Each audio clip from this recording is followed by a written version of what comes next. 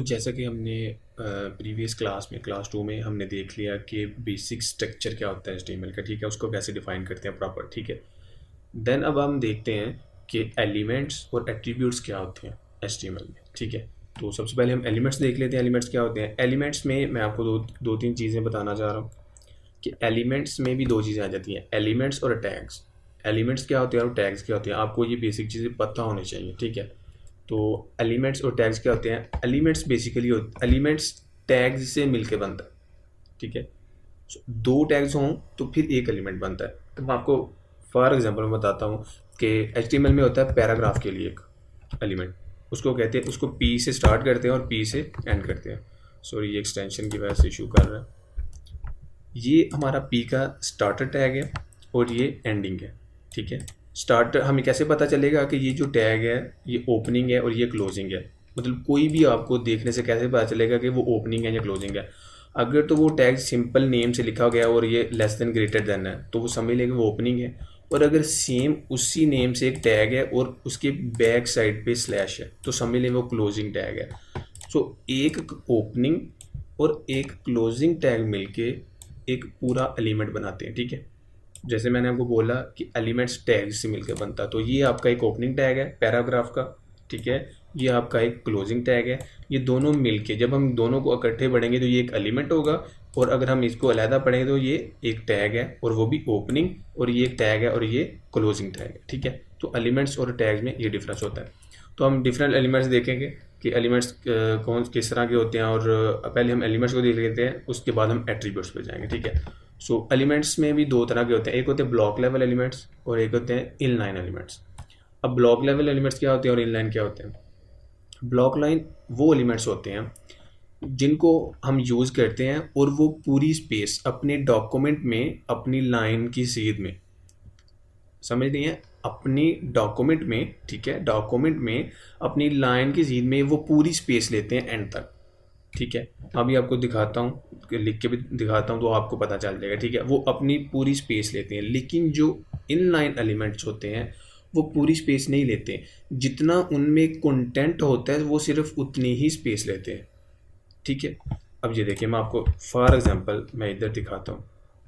अब मैं एक ब्लॉक लेवल एलिमेंट लिखता हूँ और एक इनलाइन एलिमेंट लिखता हूँ, ठीक है। तो अभी मैं आपको एक डिव है, ठीक है, ये ब्लॉक लेवल एलिमेंट है, ठीक है। मैं इसमें लिखता हूँ कि ब्लॉक लेवल एलिमेंट, ठीक है। मैंने ब्लॉक लेवल एलिमेंट लिखा, ये यहाँ पे शो हो गया। अब क्या होना चाहिए, अगर मैं इसके आगे कुछ टाइप करता हूँ, कुछ भी लिखता हूँ, कुछ भी इंफॉर्मेशन, तो वो बेसिकली, सॉरी, ओके, ठीक है, अगर मैं इसके आगे कोई भी इंफॉर्मेशन लिखता हूँ, कुछ भी टाइप करता हूँ, तो वो इसके आगे आना चाहिए, लेकिन नहीं आएगा क्योंकि डिव एक ब्लॉक लेवल है। वो उसमें आप उसमें जितना मर्जी कंटेंट हो उसने स्पेस एंड तक लेनी है अपनी रो में, ठीक है। ये समझ लें कि एक रो है, ठीक है, तो उसने पूरी रो में एंड तक स्पेस लेनी है। अगर मैं कुछ भी टाइप करता हूँ, फॉर एग्जांपल मैं HTML लिखता हूँ, ठीक है, तो आपने देखा कि HTML नीचे आया है ना कि उसके आगे, क्योंकि ये एक ब्लॉक लेवल एलिमेंट में लिखा गया है डिव में, ठीक है। डिव एक ब्लॉक लेवल है, और भी बहुत है, पैराग्राफ है, ये वो, ठीक है। तो ब्लॉक लेवल एलिमेंट्स भी हैं और इनलाइन एलिमेंट्स भी हैं, ठीक है। तो ये ब्लॉक लेवल में लिखा तो उसके आगे उसने नहीं कहा, हालांकि यहाँ पे स्पेस थी, लेकिन ब्लॉक लेवल अपनी पूरी स्पेस लेता है एंड तक, ठीक है। लेकिन इनलाइन क्या करेगा, अब मैं इसको इनलाइन करता हूँ इसको, ठीक है। अब आपने देखना इनलाइन एलिमेंट में आ जाता है स्पैन, जैसा कि ज़्यादा यूजफुल जो यूज होता है, तो मैं इसको स्पैन कर देता हूँ। मैंने ओपनिंग टैग और क्लोजिंग टैग ये एक एलिमेंट बन गया। अब आपने देखा कि आपके सामने कि यहाँ पे ये जो ब्लॉक लेवल एलिमेंट्स लिखा हुआ है, मैं इसको इनलाइन कर देता हूँ ताकि आपको हिंट भी मिले। तो ये जो टेक्स्ट है ये इनलाइन एलिमेंट में, अब वही HTML जो मैंने सिंपल वैसे ही टेक्स्ट लिखा हुआ था अब वो उसके साथ आ गया। सो इनलाइन एलिमेंट में ये होता है कि जितना उसमें कंटेंट होता है वो सिर्फ उतनी स्पेस लेता है। ब्लॉक लेवल में ये होता है कि वो अपनी रो में पूरी स्पेस लेता है, चाहे उसमें कंटेंट थोड़ा है या ज़्यादा है। ये हमने देख लिया कि एलिमेंट्स के बारे में कि वो ब्लॉक लेवल होते हैं, इनलाइन एलिमेंट्स होते हैं, ठीक है। अब हम देखते हैं कि एट्रीब्यूट्स क्या होते हैं और इनका क्या काम होता है। एट्रीब्यूट्स, सबसे पहली चीज़ जो देखने वाली है कि एट्रीब्यूट्स जो होते हैं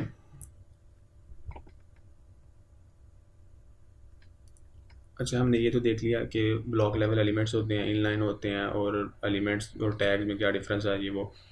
अब हम आ जाते हैं एट्रीब्यूट्स पे। एट्रीब्यूट्स क्या होते हैं और इनके क्या काम होता है इनका, ठीक है, हम इनको कैसे यूज़ करते हैं। सबसे पहले कि एट्रीब्यूट्स मैं आपको बताता हूँ। मैं एक कोई एलिमेंट लिखता हूँ जैसे पी टैग, ठीक है, इसको ओपन किया, क्लोज किया। एट्रीब्यूट्स, सबसे पहली बात कि किसी भी एलिमेंट में एट्रीब्यूट्स हो भी सकते हैं और नहीं भी हो सकते। कुछ ऐसे एलिमेंट्स होते हैं जिनमें हम एट्रीब्यूट्स ऐड कर सकते हैं और कुछ में नहीं भी कर सकते, ठीक है, क्योंकि उसमें कुछ उसका बेनिफिट नहीं होता, पहली चीज़।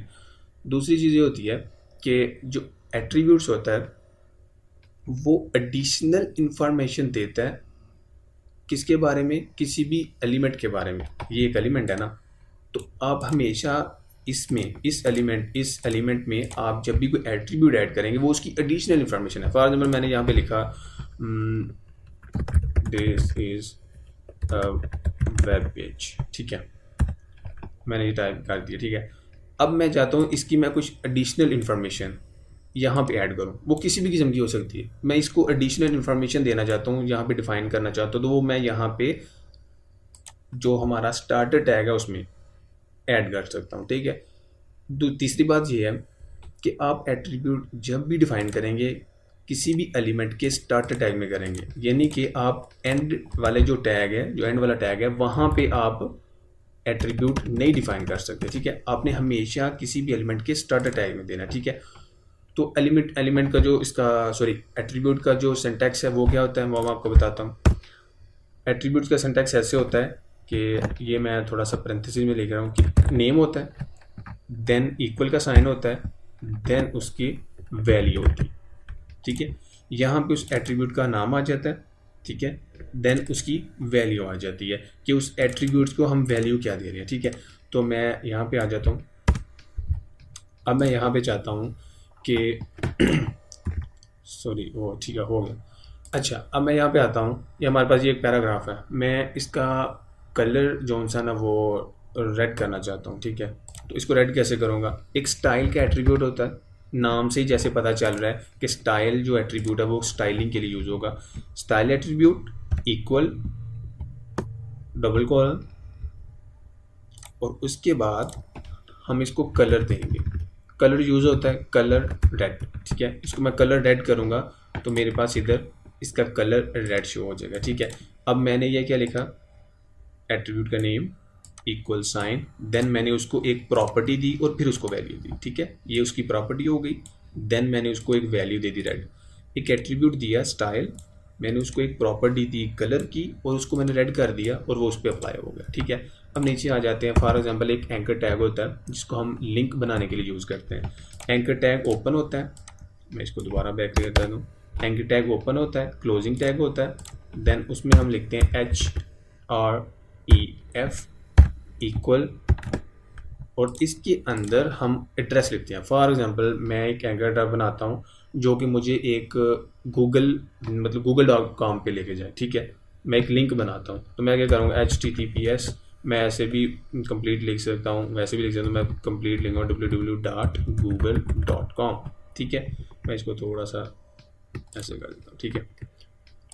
तो आपको उम्मीद आपको नज़र आ रहा होगा यहाँ से साफ, ठीक है। ये एक लिंक बन गया, ठीक है। अब मैं क्या करता हूँ, अभी मुझे यहाँ पे नहीं शो होगा, क्यों कि इस ओपनिंग और क्लोजिंग टैग के अंदर जो लिखेंगे वो शो होगा। ये तो हमारा एक्शन है कि ये हमें टारगेट है कि जहाँ पे कहाँ पे ये लेके जाना चाह रहा है। अभी हमने उस यूज़र को शो नहीं करवाया, ठीक है। मैं चाहता हूँ कि मैं यहाँ पे गूगल, ठीक है। अब मुझे यहाँ पे एक लिंक शो हो रहा है, ये देख रहे हैं, ये आप नीचे देखेंगे बॉटम लेफ्ट कॉर्नर पे आपको शो हो रहा होगा कि जो उस लिंक के एक्शन पे जाएगा जहाँ पे उसको लिंक का टारगेट मिला हुआ, तो www.google.com, ठीक है। मैं अगर इस पर क्लिक करता हूँ, ठीक है, अगर इसमें मैं क्लिक करता हूँ तो ये गूगल पे जाएगा उसी पेज पे, ठीक है। मैं बैक आ जाता हूँ, ठीक है। ये हमारा इसका हो गया एंकर टैग का, उसमें हमने एक एट्रीब्यूट ऐड किया href का, उसमें हमने उसको डेस्टिनेशन दे दी कि आपने यहाँ पे जाना है, जैसे इस पर क्लिक हो इस लिंक पे जाना है, ठीक है। देन आ जाते हैं, फॉर एग्जांपल एक इमेज का टैग होता है और उसमें एट्रीब्यूट कौन सा होता है, इमेज। अब ये सिंगल टैग है, इसका क्लोजिंग टैग नहीं होता। तो HTML5 में क्या होता है, आपने जिसका क्लोजिंग टैग नहीं होता उसके एंड पे स्लैश लगानी है, जैसे, ठीक है। देन क्या करना है, इमेज है तो इमेज का क्या होता है, सोर्स यानी कि उसका एड्रेस जो आप इमेज शो करवाना चाह रहे हैं। तो मैं फॉर एग्जांपल कहता हूँ एक फोल्डर है इमेजेस का, उसमें एक इमेज पड़ी हुई है user.png, ठीक है, ये इसका सोर्स आ गया।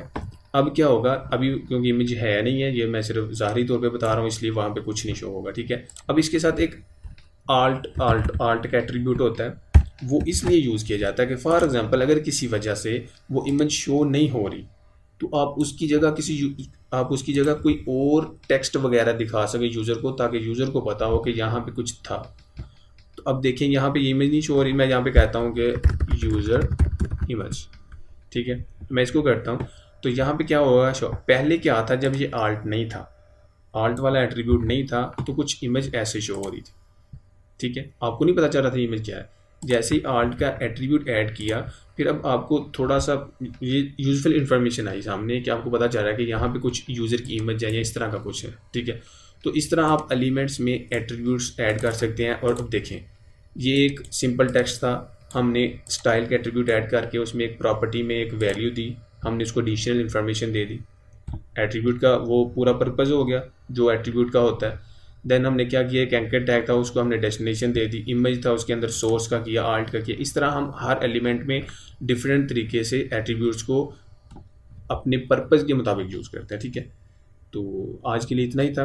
अगर आपको वीडियो अच्छी लगी हो तो लाइक ज़रूर कीजिएगा और कमेंट में अपना फीडबैक ज़रूर दीजिएगा। मिलते हैं नेक्स्ट लेक्चर में, तब तक के लिए बाय बाय।